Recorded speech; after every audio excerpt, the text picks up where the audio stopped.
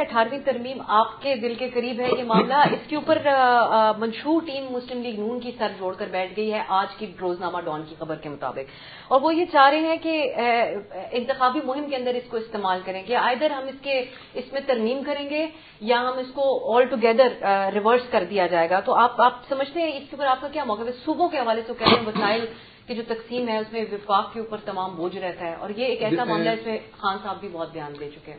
دیکھیں, میں آپ کو ایک بات بتاؤں کہ جو آئینی ترامیم ہے نا جتنی بھی, اس کے لیے آپ کو 2/3 کی اکثریت چاہیے اسمبلی میں.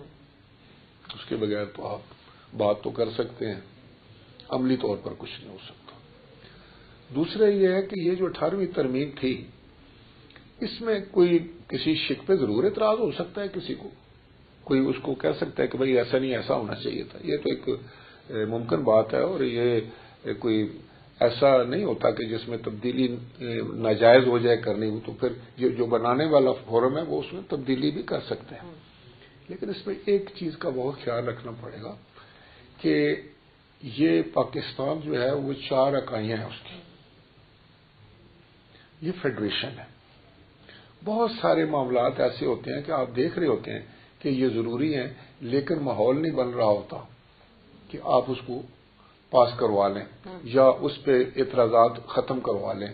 تو صوبوں کے خدشات ہوتے ہیں, تو ہمیں ایسی کوئی بحث بغیر سوچے سمجھے نہیں چھیڑنی چاہیے جس پر ہم ایک نئی بحث میں الجھ جائیں, ایک اور ایشو ہم کھڑا کر لیں اور اس کے ساتھ پھر اس کی گتھیاں سلجھانے میں باقی ٹائم ہمارا ضائع ہو جائے. الیکشن منشور ضرور ہر پارٹی کرتی ہے اور اس کو دینا چاہیے, لیکن اس کو اس بات پہ احتیاط کرنی چاہیے کہ کوئی ایسا شوشہ نہ اٹھ جائے کہ بعد میں دیکھیں نون مسلم لیگ نون جو ہے وہ کیا وہ سمجھتے ہیں کہ وہ اکیلے جو ہیں وہ ترمیم کر لیں گے. یہ پاکستان پیپلز پارٹی کو بہت بڑا آپ کو کریڈٹ دینا چاہیے پورے ملک کو کہ اس وقت جو بات تھی پارلیمان کی ساری طاقت جو تھی وہ سلب کر کے پریزیڈنٹ ہاؤس چلی گئی تھی, جنرل مشرف کے پاس تھی. آصف علی زرداری صاحب اسی جو ہے نا سیٹ پر آئے تھے, وہی اختیارات ان کے پاس تھے.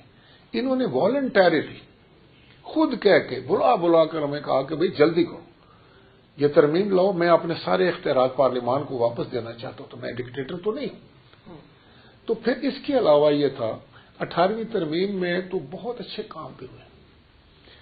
وہ جو ضیاء الحق تھے انہوں نے اپنا نام لکھ دیا تھا آئین میں, اور اس کے بعد 58(2)B ہر وقت آپ تلوار جو تھی وہ پارلیمان کے سر پہ رکھتے تھے. اس کا کریڈٹ تو آپ آصف علی زرداری صاحب کو دیں کہ ہماری کوئی 2/3 میجورٹی نہیں تھی, ہمارے پاس سمپل میجورٹی بھی بالکل معمولی سی تھی.